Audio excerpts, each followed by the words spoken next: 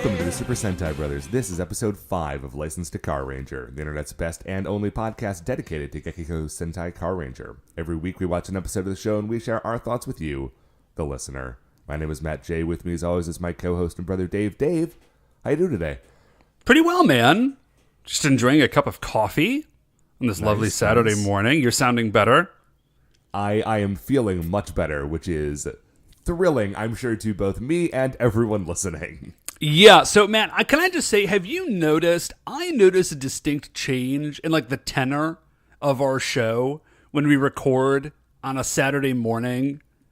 Like, this is a very different show on Saturday morning in my jammies with a cup of coffee than it is on like a Thursday night in like my jeans with a beer. You know what I mean? Oh, yeah. I think there are 3 main versions of this show. There's Thursday night, like, you know, hanging out in the evening, drinking a beer. There is Saturday morning, still wearing my robe and having just finished a mug of tea. Thank you for that Christmas robe, by the way. I'm also wearing it, and I love it. I did not know I was a robe guy till you got me one. Turns out I am. Definitely. Dude, I think there's a lot of secret robe guys out there that do not know that that is a part of their life that they need. And I'm happy to have helped you find that out about yourself. The third version of the show is similar to the Thursday night version. It is the Sunday night version. But the Sunday night version is always like slightly more panicked because we know we don't have any sort of buffer. Like, we need to do it and we need to do it now. Yeah, so this is the very chill version. Yeah. So I would recommend, this is, I would listen to this one like on your way to work. This is like a morning time drive. This is a very chill version of the show. Yeah. Man, dude, speaking of morning time drives, I'm like back to having a morning commute because I'm back from vacation. We just finished my first full week back from vacation. Yeah, me too. And man, I will tell you what, like, I had a moment, I kid you not, Tuesday night, I was going to bed, and I had a thought for just a second that was like, oh man, I'm so glad I don't have to go back to work tomorrow. It's like, oh wait, no, I definitely do. I 100% do for 3 days. But today is good. Today is nice. Anyway, Dave, speaking of today being both good and nice, one of the things that's going to contribute to that is talking about episode 5 of Gekisou Sentai Carranger. It is called Up Ahead, Gekisou Fusion. Did I say Gekisou earlier? It doesn't matter. I don't care. Like I said, chills, Saturday morning vibes. Up Ahead, Gekisou Fusion. But before we get into that, Dave, of course, as shining in the heavens, there are 5 stars. What is our first star of the week? First star of the week, Matt, is my mother-in-law is visiting. Oh. Now, if you watch a lot of sitcoms, you might think that this is about to be a black hole. Let me assure you, it is not. My mother-in-law is fantastic. She's a saint. She is visiting from Spokane. Flew cross country just to come and hang out for like a week and a half, like 2.5 weeks or something, just to help out with the twins. Yeah. So she's downstairs with the twins, and I'm up here recording this show. It's great. Everybody's having a great time. Twins love her. She loves the twins. Now, actually, as it happens, my wife is out of town this weekend. And so we're just hanging out. And we were a little like, are you sure? Like, you don't, like, you're going to be okay. You don't mind. Like, I have a couple of things I got to do, like this podcast, for example. And she, bless her, she got like low-key. I think she got like low-key offended because she had 5 kids. And she also did foster parenting when my wife was like younger. I don't know if you knew that. And she was like, guys, I raised 5 children. Like, I was a foster parent. I'll be fine. And we had to like backpedal a little bit. We were like, oh, no. This has nothing to do with like our concerns about your capacity to do this. It is just like, they're a lot sometimes. So, like, listen, if you're cool, we're cool. Like, you can hang out all day. Like, I will go, like, find some place to have a beer. Like, I'm fine. Please don't think that Yeah. I don't think you can do this. Oh, yeah, that so sounds that's very nice. really, it is. It's really nice. It's great. So that's really my first 5-star. Thanks, Mark. She doesn't listen to the show. Thanks, Margaret, for listening, for watching the kids. And actually, all of you out there, you can also thank Margaret, because otherwise, I don't know when this show would have happened this week. So there you go. What, Matt, is our second star of the week?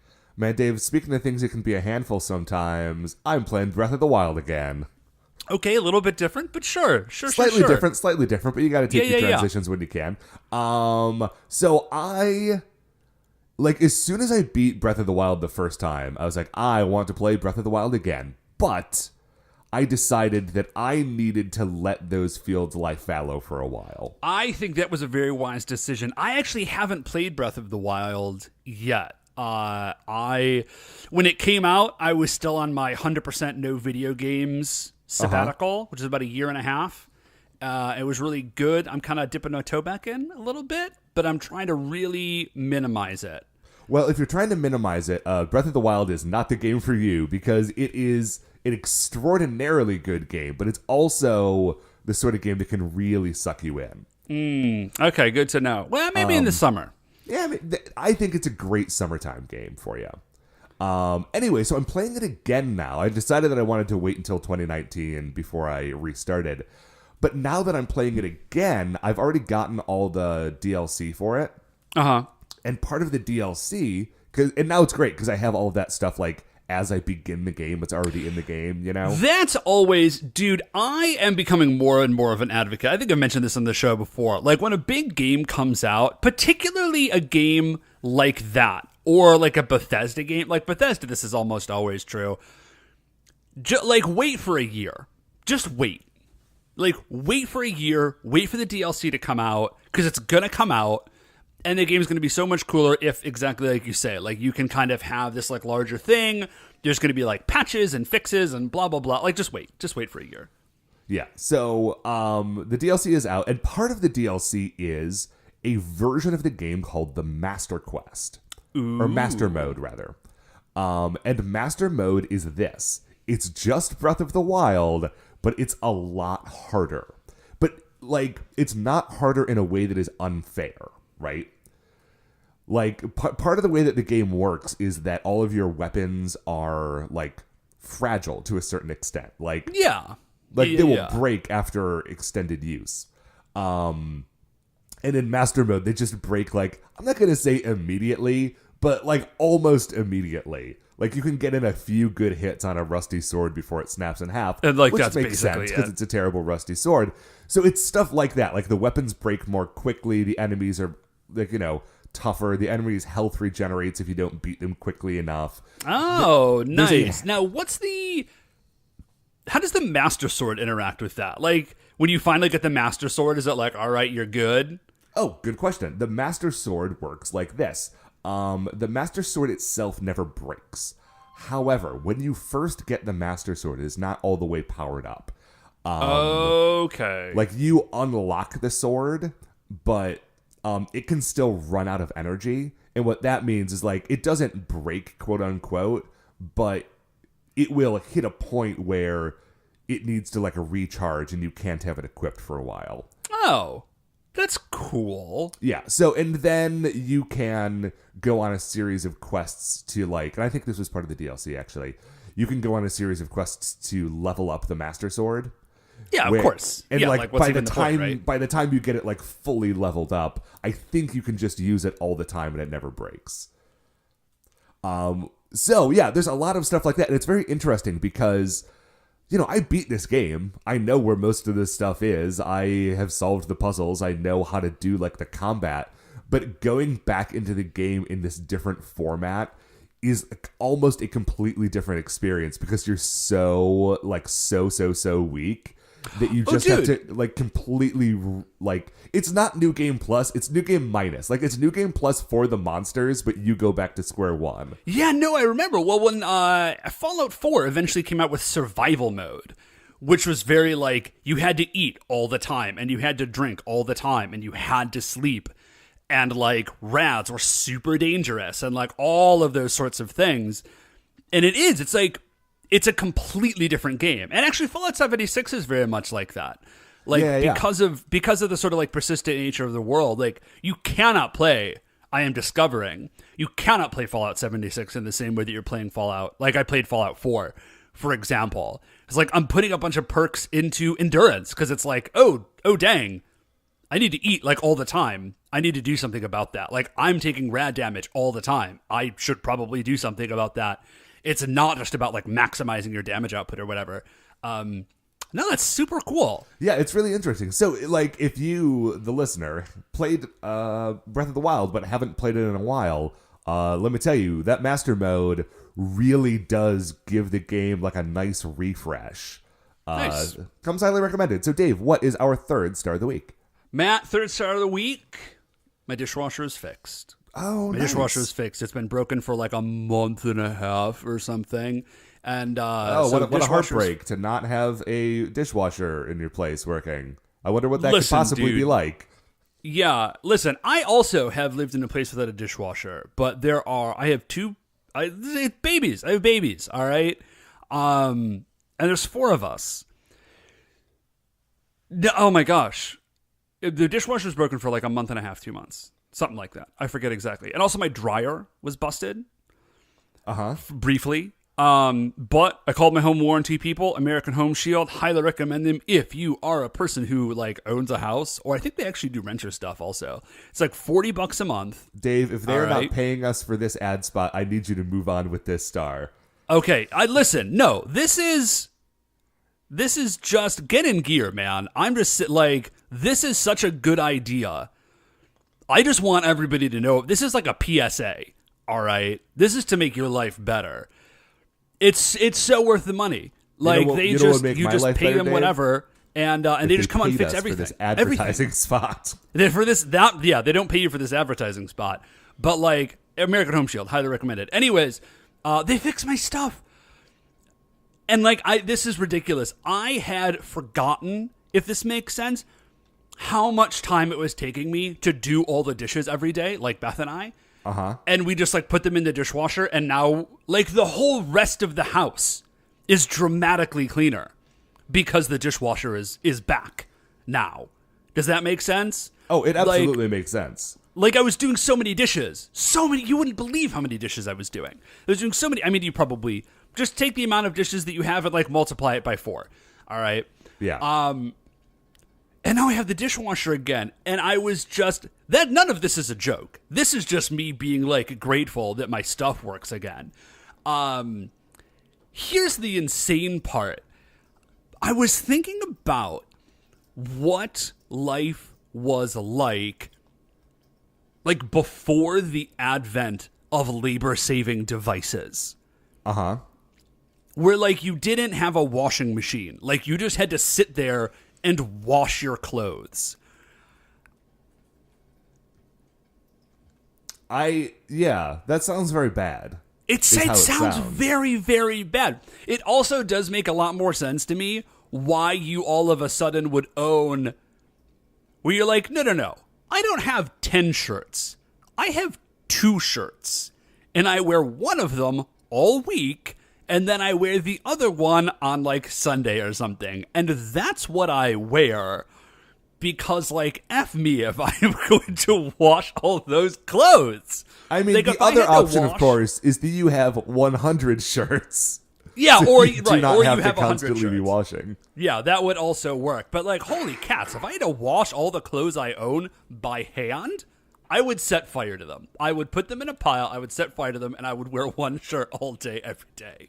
So anyways. Yeah, I remember the summer that I was backpacking around Europe, I did not, like, have access to a washing machine. Yeah. So I had a bar of laundry soap. It's like this blue bar of laundry soap that just looks like, like a bar of, bath soap, but right, it is made out of laundry soap. And I would, like, at the end of the day, when I was going to sleep in a hostel, like, wash my shirt out using this soap and just leave it to hang in, like, the hostel bathroom overnight, and then hope it was dry by the morning. Yeah, I think that's pretty wild. I think that's the other version. Like, that's what you do. You have, like, a shirt or two shirts, and you just, like, you wear it, and then you wash it, and then you let it dry overnight, and then you just wear it again. Like, yeah, it's buck wild.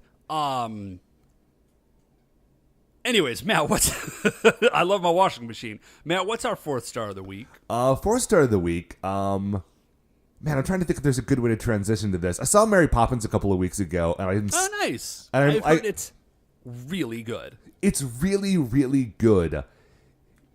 I don't know the best way to say this. I am still thinking about Mary Poppins every day. I saw it like 3 weeks ago. This movie has stuck with me in a way that other movies, even movies that I really love, even maybe movies that I liked more than this one, like, do not stick with me. Huh. Okay, I mean, like I said, I've heard it's very good, but that's a pretty, a pretty intense statement. I cannot think of it, and I guess full disclosure, I have not seen Into the Spider-Verse yet, but I cannot think of a time in recent memory that, like, going to the movies has buoyed my spirit in the way that going to see Mary Poppins did. Wow, dang, man. It's really nice, is the thing. It's an extremely nice movie.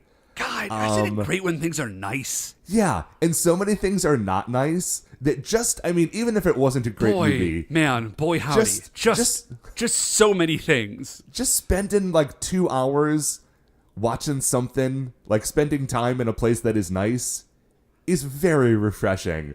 Also, like, the songs and dances are very good. And the story is... I don't want to, it's a Mary Poppins movie. It's not like, there aren't twists and turns, really. There's not like an M. Night Shyamalan moment at the end where you're like, oh my gosh, what a wild twist. Like, it's a kid's movie. It's a Mary Poppins movie. If you saw Mary Poppins, you probably know roughly what to expect out of this movie. But it was, like, the way that it works is it's not a remake, it is a sequel. Right, yeah, I remember being very surprised. I assumed that it was... a whatever, and it is not, in fact. Yeah, so, like, the Banks children are sort of grown up and now adults. Right. And it's sort of like them, and also, like, the Banks sons, now his children are children, and Mary Poppins Returns. That is the name of the movie. Yeah, right. No, it's right in there. Yeah, it's extremely heartwarming. The way that it balances genuinely being a kid's movie, but also, like, letting things be, like, slightly too, like, grown up and slightly too dangerous for the children in the movie, while at the same time never making anyone who's watching the movie actually worried. Oh, dude, that's like Mary Poppins' whole thing. Yeah, like, that, like, weird balance that Mary Poppins hits. Like, that thing is so good in this movie. Oh, nice, man. Yeah, I would love to see... I will see it at some point. I just... I don't see movies anymore. Yeah, I know. So, that's a cool thing about my life now. Well, maybe while your mother-in-law's in town. No, there you go. Maybe so. Yeah. Anyway, Mary Poppins rules. Dave, what is our 5th star of the week? You know what else rules, Matt? Dungeons and Dragons. Oh, yeah, absolutely. It's so good. Okay, so, Beth and I, because we're a married couple, we like each other a lot. Like, we like to hang out. Makes sense. Yeah.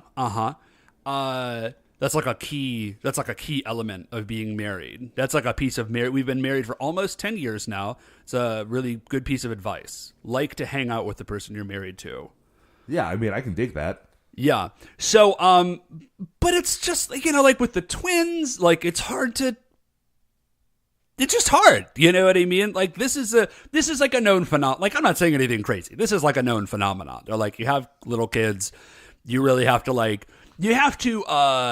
plan on doing things together in like a more intense way than you did. Right. You can't just be like, oh, right, we're both in the house at the same time. That's spending time together. Right, yeah, it definitely is not. So anyways, oh man, there was a much better intro to this, which I should have said is like, my wife and I are getting into a little role-playing, by which I mean Dungeons & Dragons. So you can pretend that I said that at first, because I think that's funnier. Anyways, so what we're going to do is I'm just going to run Dungeons & Dragons just for Beth, which seems a little weird, Normally, of course, you have like a party of people that you're playing Dungeons and Dragons with. The game isn't really scaled for one person, but in this new in the Guildmaster's Guide to Ravnica, where you're on the thing, by the thing I mean the citywide planet that is Ravnica, or planet-wide city. Earlier in a different episode. Yeah. And but you're part of a guild, right? So like as you are like gaining renown and stature in your guild, you are getting the ability to call on like other guild members to like come with you and do things. Like, oh hey, like it's part of the game. Like, oh, I'm gonna go do this mission for the guild. Like, you know, you 24 dudes are like, you're on my team, so like let's go do it. So there's a little bit more space for having like just one person. And then just also because with like a group of NPCs. Right. And also like the idea of the game is like very political, right? Like there's a guild and you're like maneuvering and doing all this stuff. So I think it'll be really fun to be able to do that with a solo campaign. That does sound very fun. Yeah. Now, if you are a Magic the Gathering player, don't tell me anything about Ravnica. I don't need to, like, I've got the book and I'm good. Like, things are going to get buck wild. It's not going to be canon. I think probably almost at all, but I think it's going to be really fun. So, that's my fifth star of the week, Matt. Nice. Something to get some Dungeons and Dragons in. Dude, speaking of Dungeons and Dragons, I was recently talking to, I was out at a bar for New Year's Eve. And throughout the course of the evening, I was talking to a couple of other people who I see there, and we were talking about like, man, we all love Dungeons and Dragons. None of us are playing in a regular Dungeons and Dragons game right now. Like, maybe we should do like Dungeons and Dragons of like us, like bar Dungeons and Dragons. Probably not play at the bar, that would be noisy, but like this group of people. And we were talking about it, and I suddenly had the realization that if we do that, it will be the one time in my life where it will ever be like totally appropriate. Like the beginning of that game will just be the beginning of all D&D games, which is a couple of people meet at a bar and decide to go on an adventure together. But that's totally legit. Like, I was like, normally... oh yeah, no, we actually did do that. Perfect. Oh man. Oh, that's good. Yeah, so now we kind of have to do it, you know? Right, no, now you absolutely have to. Okay, speaking of things we have to do, Dave, we're going to go watch episode 5 of Carranger. Again, it is called Up Ahead, Gekisou Fusion. It was written by Yoshio Urasawa. You can watch along with the DVDs, or it's on Shout Factory's website. This is a good one. I recommend that you watch it. And now, we're going to take a break, and we're going to be right back. Okay, welcome back. So, if you have forgotten, this is the second part of a two-parter. Last week's episode ended on sort of a cliffhanger. And if you did forget that, it's convenient because this episode starts with Zelmoda up on Barbarian, like in the BB Saloon saying, hey everybody, check it out, this is what happened last week. Yeah, that seemed like a weird choice.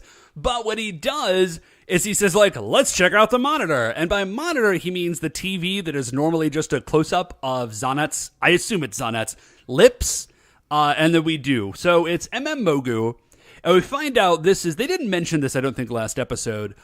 But the reason Mogu was chosen as the, like, first version of, like, a giant monster is because he is the Bozoks, like, biggest eater. Like, that's his thing. Yeah, and now that we see a little more of him this episode, he's got much more of, like, a weird mouth motif than I had noticed in the previous episode. Yeah, so that's his thing. So Zelmoda says, like, yeah, this is what we thought was going to work, but Mogu ate this, and it turns out he was, like, really tiny, and so we're like, we're not really sure what's up. Right. Zanet walks over to Zelmoda and she says, well, you know the problem. You just need to stretch your body. And she he's got like a weird elongated head and she grabs his chin and like pulls on it. Now we find out that President Dynamo has I don't know, a chin-pulling thing? Like, he's got, like, man, I don't want to yuck any yums, to borrow a phrase, but, like... Wait, I'm sorry. Hold on. I just watched this episode, and what you were telling me does not comport with my viewing of what I saw.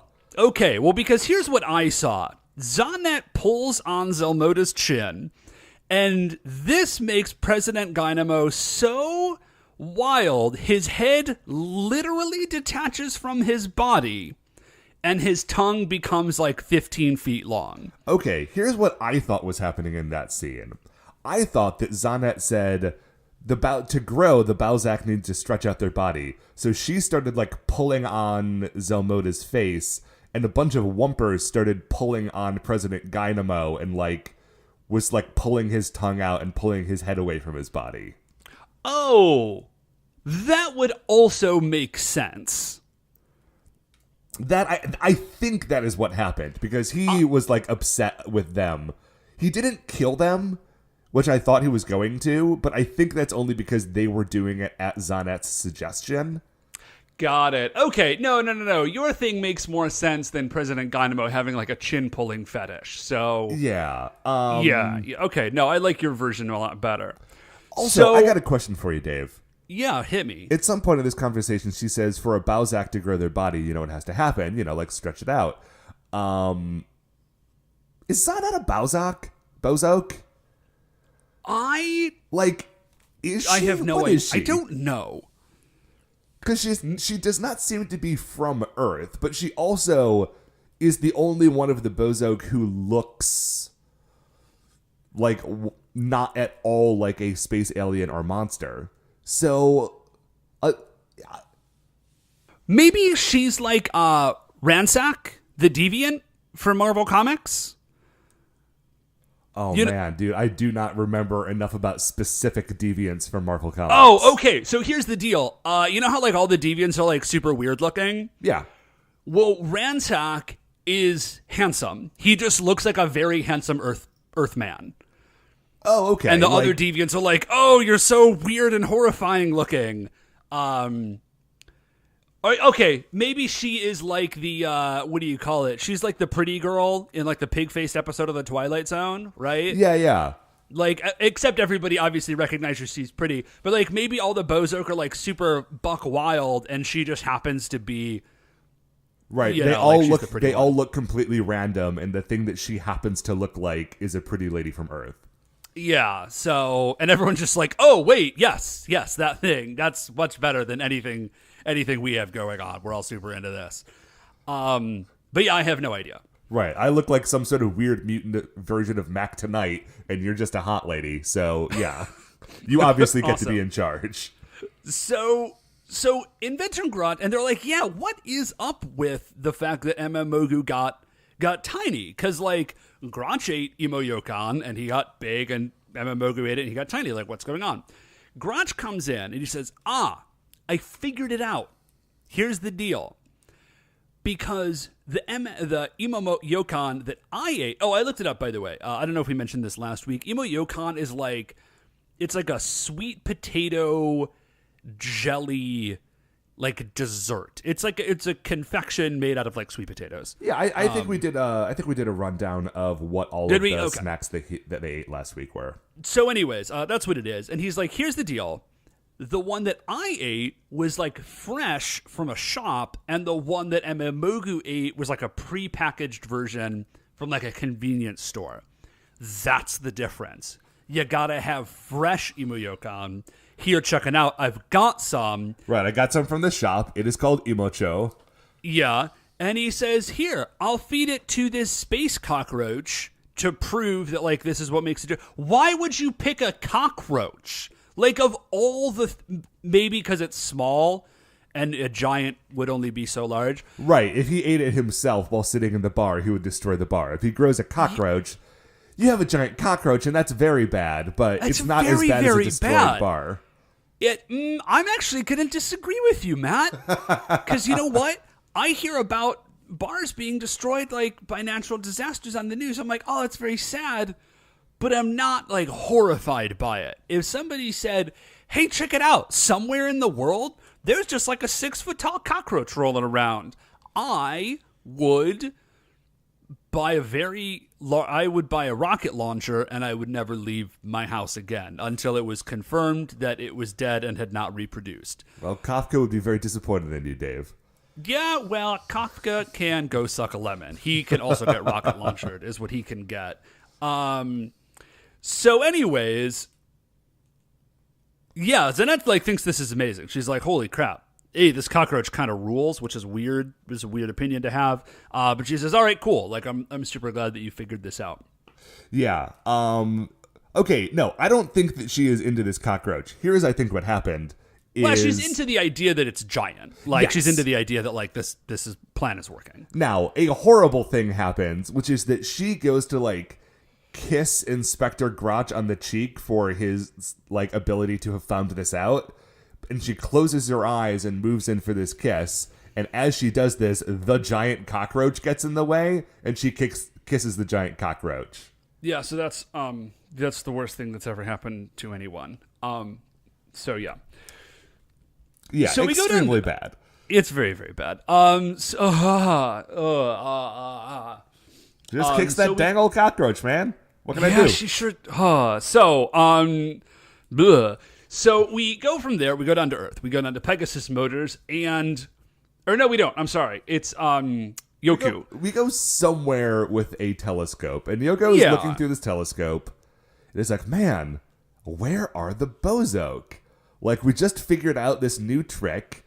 We want to use it to, like, make this giant robot. Like, this is amazing. We're just so excited to make a giant robot, and there's nothing to hit. Where are these fools? Yeah, like, the Rangers are 100% spoiling for a fight. Like, they want the Bozoke to come down and attack just so they could use their giant robot, which I think is amazing. Yeah, she is looking through a telescope. Natsumi, the Yellow Ranger, is just cold calling her relatives. Just like, hey, aunt, hey, whatever. Auntie, have you seen any Bozoke up by you? No? All right. Well, just like flips to the next page, calling her uncle. Yeah. So, Dapu, we see, is cleaning the cars. Now, I did not quite catch last episode. These cars are gigantic. They are enormous. Yeah, they are like 5 to 6 times the size of a normal car. Yeah, later we will see them driving on a road, and they take up the entire road. They take up like an entire 4-lane road. Yeah, they're super, super huge. Okay, so the next two we get, I absolutely love, because what it is, it's Kyosuke and Minoru. Yeah, Minoru. It's Kyosuke and Minoru. And they are, like, rolling around, like, they're on, like, rolly chairs, rolling around the shop, like, moving car seats around, like, running through the giant robo combination sequence. Like, they're reading the manual. And they're doing kind drills, yeah. Yeah. I love this. This is amazing. Like, I'm just so into the idea that they're just like, yeah, we're the Rangers, but, like, we gotta figure this stuff out. Like, we don't just know how to do it. And so, like, there's a manual, and they're reading the manual and figuring out how to do this thing. It's kind of everything I've wanted. We got this a little bit last season in O-Ranger. We also did get this a bit in Jetman. Oh, we did get this. Yeah, although but I like it a little better in Carranger than in Jetman, because in Jetman, like, we will see near the end of this episode that, like, they have to do very specific things to combine into a robot, and they're cars, and so, like, they're not as maneuverable. Whereas in Jetman, it's like, yeah, you guys all need to get into, like, some sort of, like, a loose formation, and then hit the transform button, and you will become Jet Robo. Yeah.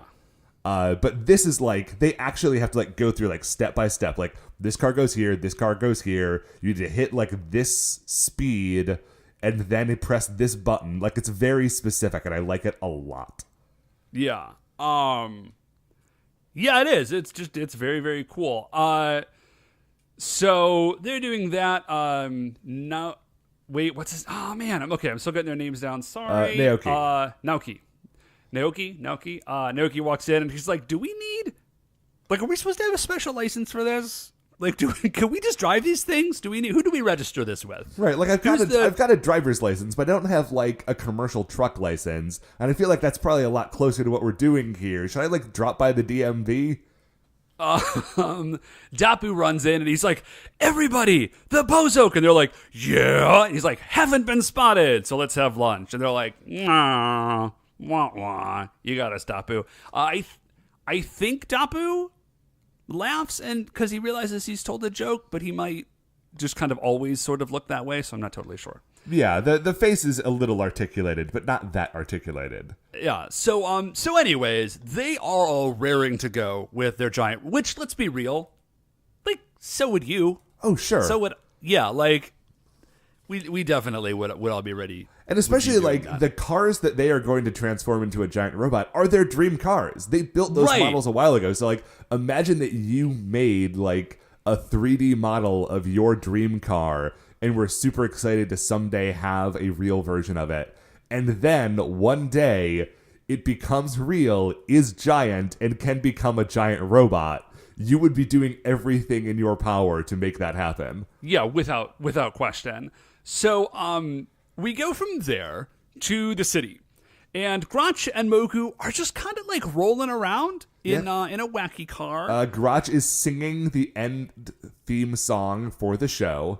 Mm-hmm. And Grotch says, listen, we're going to go to this shop. We're going to get you some emo yokon. I got my wallet, and you're going to be giant, and then you're going to destroy the earth. It's going to be super cool. So they roll up to the shop. Grotch just says, I'd like some emo yokon, please. And the guy, the proprietor, just sort of smiles at him and says, like, of course, sir, here you go. He gives the 500 yen. Grotch gets the yokon and wanders away. Only after, like, the proprietor of the shop is completely fine with everything that's happening until Grotch walks away. And maybe that's only when the gravity of what has just happened hits him and he sort of like flips out a little bit. Right, but he doesn't even say a monster has been here. He says, I just sold some emo yokon to a weirdo. Yeah. What? A weirdo that was a giant monster like yesterday. So... Right, he should recognize him from the Rampage. So anyways, so Moku does eat the emo yokon. He does get giant, and he sure is gonna do it. He's gonna do that rampage. So we see this. The other person who sees this is Ichitaro, the boss's son. And the look on his face when he sees this monster grow is not one of fright or panic. It is a look of, like, annoyance and frustration. Yeah. And, like, he gets this sort of, like, he screws this look on his face and sort of, like, saunters over to the shop, walks in where everyone is having their, like, ramen lunch, which looks delicious, and I might go get ramen for lunch after this. And, like, oh, Ichitaro, what's wrong? And he's like, this monster got big. Like, can you believe this? And they're like, wait, what? A giant... you go ahead and finish your ramen. We've got something to do. And they all just leave. And Ichitaro is looking at them like, Like, why? Are you guys the Carrangers? Why would you be excited that a giant monster is attacking the city? Like, I'm not thrilled about it.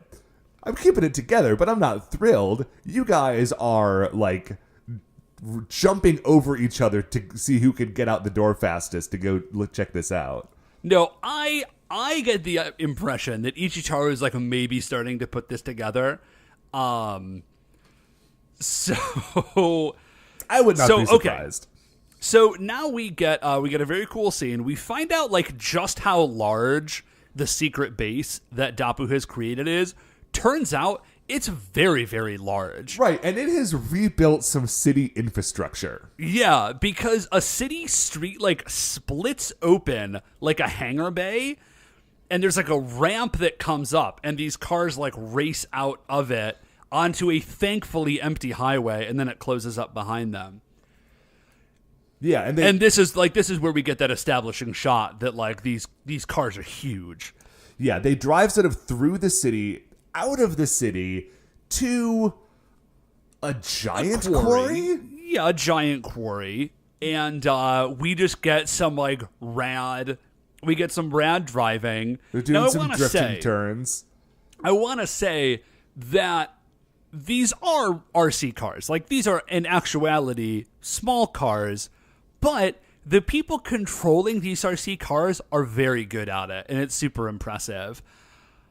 Like, they're doing like rad drift turns and everything, like with these cars. It's super cool. Yeah, I don't know. I actually don't know how these cars are doing what they're doing, because they can't just be RC cars. Because there are bits like in the transformation sequence where someone will do like a sharp turn, correct the turn, and then like, you know, they're moving east to west, and then they do a flip so that they're facing west to east, but now in reverse, driving east to west. And I don't think you can do that in a remote controlled car, so I don't know exactly what the prop work is on this. Dude, I don't know, man. Have you ever seen people doing like competitive RC plane flying or doing like RC helicopter obstacle courses?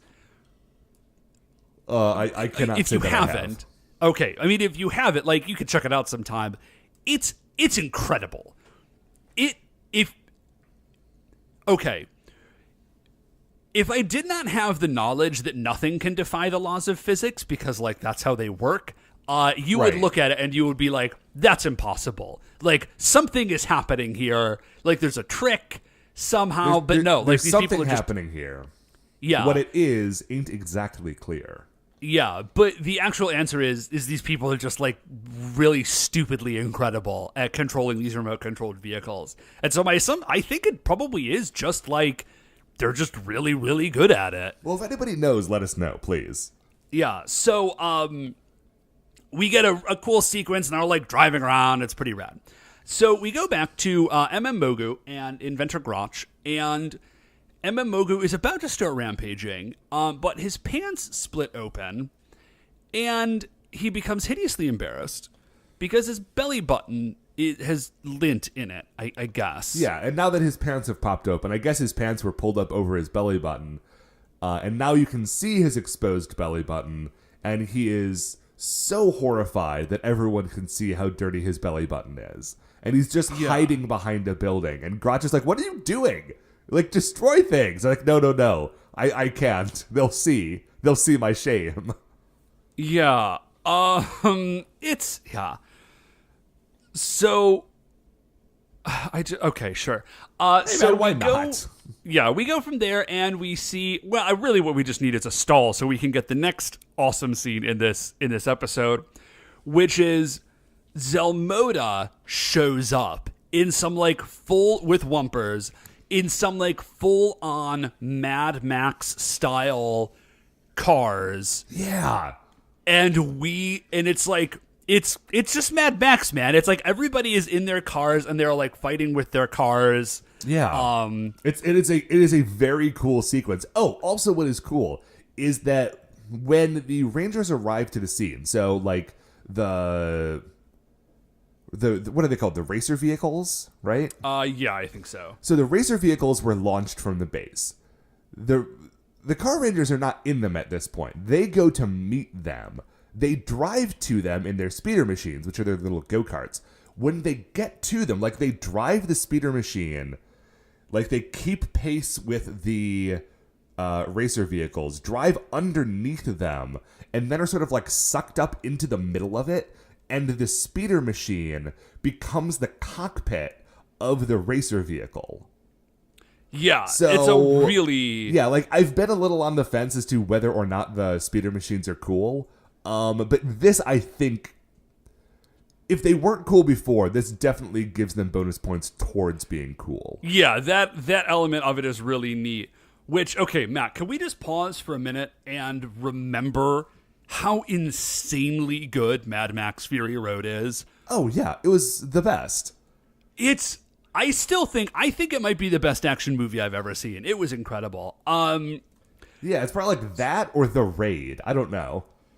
Yeah, Raid is also very good. Okay, so anyways, it's just like going through it point by point is not really gonna like I think capture the coolness of it. Basically, there's just some very rad car combat, and what's cool about it is that it does have an objective in that Zelmoda is not just trying to destroy their cars.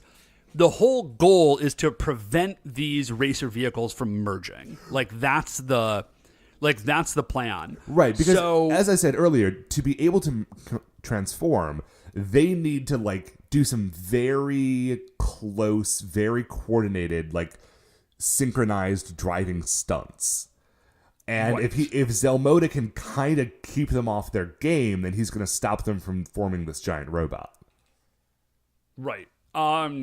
So we get some cool stuff. Naoki's car, he like rams Zelmoda at some point to like get him off of Kyosuke's trail. We do find out that Yuko's car can like split in half. Well, because Yuko's car is the arms. So part of its transformation sequence is that it splits in half down the middle, and like half the car is one arm and half the car is the other arm. But even if she's not in the midst of becoming the giant robot, she can still just press that button and split the car. So she's being chased by one car and another one is coming straight for her. She splits in half. She keeps driving. Those two cars crash into each other, and then she reforms on the other side.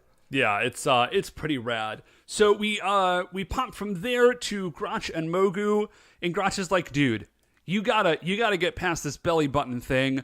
Check it out. I haven't washed my belly button in like months, and he has a special belly button window in his like weird costume.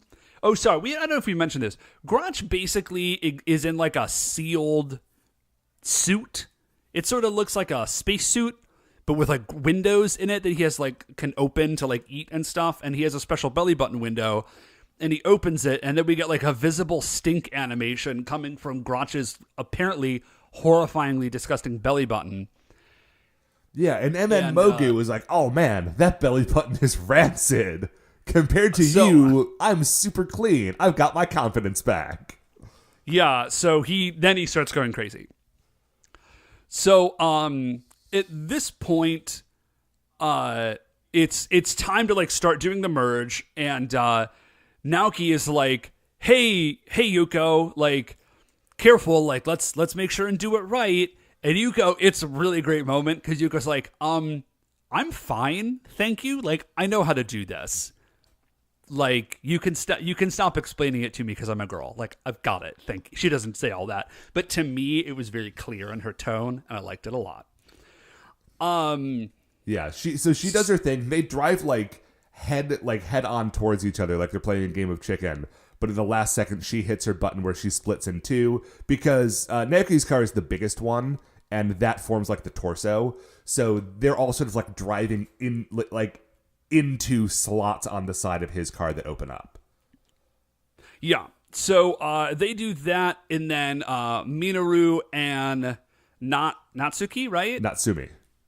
Natsumi, sorry. So then Minoru and Natsumi, like, they also merge, and then, so now we've got 4 out of 5.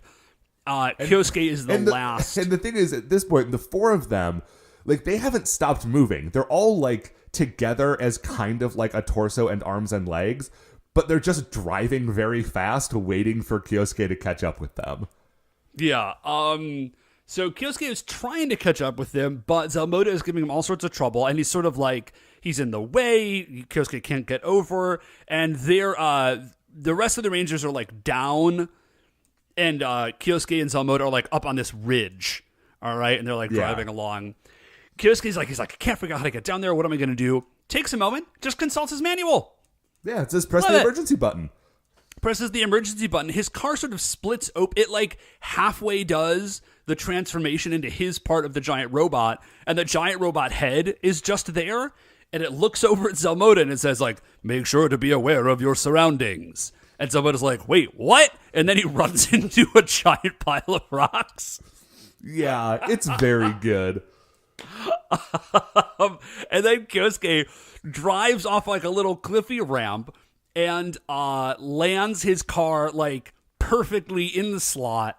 they turn into a giant robot. It looks very, very cool. It's such a good robot. What's cool is such a good robot. The way that it's driving, like the way that it is driving before it stands up, the legs are in front, right? And so they hit the brakes on the wheels that are at like the heels of the legs, which causes that to skid, and the whole thing then like pivots up, and that's what locks it all into place as like a standing robot. It's very good. It looks, I think it's the most Transformer-y looking of all the robots that we've seen so far. I think it's probably just because it's made out of cars. Maybe, yeah. But it is RV Robo. It's super, super neat. It has a sword called RV Sword. Yes. And the sword kind of has like headlights on the top angle of its crossguard, which is great. Yeah, it's real neat. So we flip to Mogu and he's like rampaging a little bit, and then we go back to RV Robo. And RV Robo they've done like a little animation thing where he's just in like a really dynamic pose. He's sort of like dashing forward with his sword in his right hand kind of out behind him, and his left hand is forward. He looks like he's flash running, if that helps. Like, just picture... Yeah, except that I don't think he's actually running. I think he's in that pose. He's got rocket feet. Yeah, he's in that pose, but he's got, like, wheels on his feet and rockets on his legs, and he's just, like, flying forward. It's super cool. And his super sword move, is that he just starts spinning real fast. Because it's like an engine, right? So he starts spinning really fast, and he basically just cuts he theoretically would like cut him to ribbons. He doesn't actually. And Mogu just sort of falls over and is dead. But it's a neat attack. It's extremely good.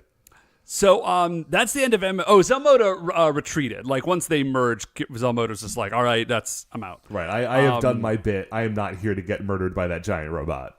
Yeah. So Mogu goes down. That's the end of him. And then Grosh also. He obviously dips. And the racers are like, we did it. That was great. Dapu we did the thing, guys. Very happy. Up on the moon, or I'm sorry, up on Barbarian, Dynamo is very upset. And also in the background, you see Zanet like chasing the cockroach around with a can of bug spray. Yes. Which I think is very fun. And we cut back to Pegasus Motors, and they're all like, all right, we did it. This is great. We need to wash these cars. They are filthy. Yeah. And they're washing, and then we get a sequence of them washing the cars by hand. And what's funny, and, like, they are washing and waxing these cars by hand. What's funny is that they have built kind of like one chunk of the Red Racer's car as like a physical prop. But they have not done that for the other 4 cars. And so they show Kyosuke washing his car, and, you know, he's got like a bucket and a mop, and he's like, you know, actually washing stuff off the side of this physical item. And then we just cut to this really awful green screen of the other 4 like superimposed over their cars and pretending to wash them. It's extremely choice. Yeah. And that's it. Yeah. Or rather, Dave, that is it for that episode, but it is not it for our episode, because before we go, we need to determine where MM Mogu falls in the Creature Royale. Okay. I mean, I'm just going to go ahead and say probably pretty low. Yeah, okay. Where, we've got other eating monsters, right? There was that one from Carranger.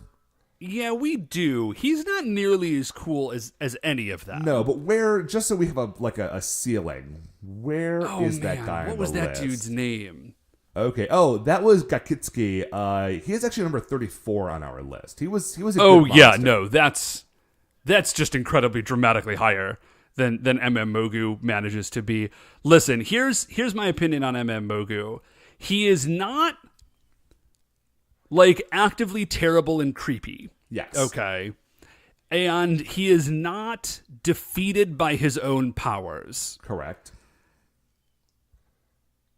He's kind of worse than, he's above those people. He's not really above, I think literally anybody else. Okay, well, here's a question for you. He is the first giant robot the first giant monster in Carranger, right? Right. So why don't we compare him to the other first giant monsters in the previous series? So number 137 on the list is Jet Fighter Dimension, which was the first thing that got grown into a giant monster in Jetman. It was just a plane that came to life, which was interesting, but was not it was not like a character, you know? Yeah. 133 is Barra Saucer. Okay, who so was we're the still first... sort of in that, the first one in O-Ranger. Still sort of in that zone. Yeah, Baron String... Oh, Baron String is way better. Yeah. Yeah, Baron String is way, way better. I forget where he is on the list, but I think he's a good deal higher up. He's significantly higher than that. So, dude, I don't know, man. So Barra Saucer. The thing that is cool about Mogu is that, we actually know a little bit about him. He's a person. He likes to eat. He's embarrassed about his belly button. He's in 2 episodes. You know, he's got a personality, and we get to hang out with him for a while. Barra Saucer had a cooler look, and they fought him without being giant. They just, got on top of him and, beat him up, and that was very good. Okay, here I think is my... I was thinking about this the other day, because at this point the list is getting very long, and it might be helpful to throw in some new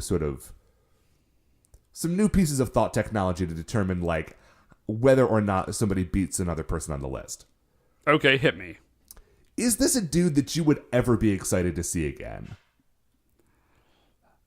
Ooh, that's a very good criterion. And I'm gonna say for Mogu, no. Okay, yeah, I was feeling the same way. Would you feel, man, who was this character called Noparabo that you have in parenthetical afterwards, Immortal Frankenstein? Oh yeah, Noparabo, he is from Carranger.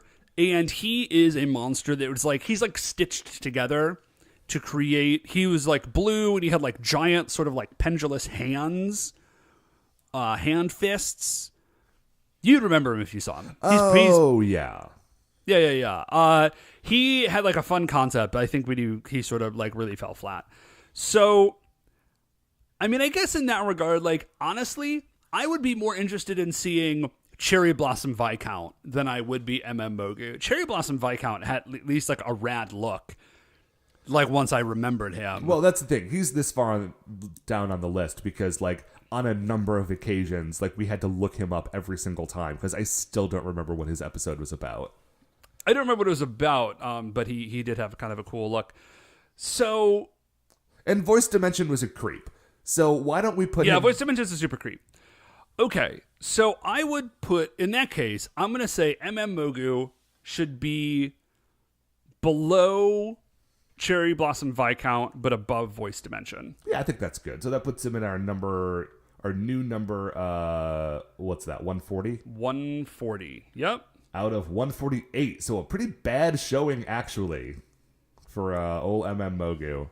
Yeah. You know what is weird about this show so far? Is that the monsters of the week have been going fairly low on the list, but I do like the recurring cast of villains. Yeah, well, listen, maybe they end up high at the end of the season. Yeah. We'll see. Right but on. That, man, I think is going to do it for us. Yes, that is going to do it for another episode of License to Carranger. Before we finish up here, I'd like to remind you all you can email the show at supersentaibrothers@gmail.com. Want to get any updates on future episodes or check out what we're talking about on Twitter, we are at Super Sentai Bros. If you like the show, and I hope that you do, please remember that shining in the iTunes review section, there are 5 stars. Rate, review, subscribe on Apple Podcasts or wherever it is that you get the show. We're on a couple of different places. Super Sentai Brothers are a production of Retrograde Orbit Radio. If you'd like to listen to any of the other great Retrograde Orbit Radio shows, you can do that all at retrogradeorbitradio.com. Once again, we are the Super Sentai Brothers. I'm Matt. I'm Dave. And we'll see you next week for the greatest show on Earth.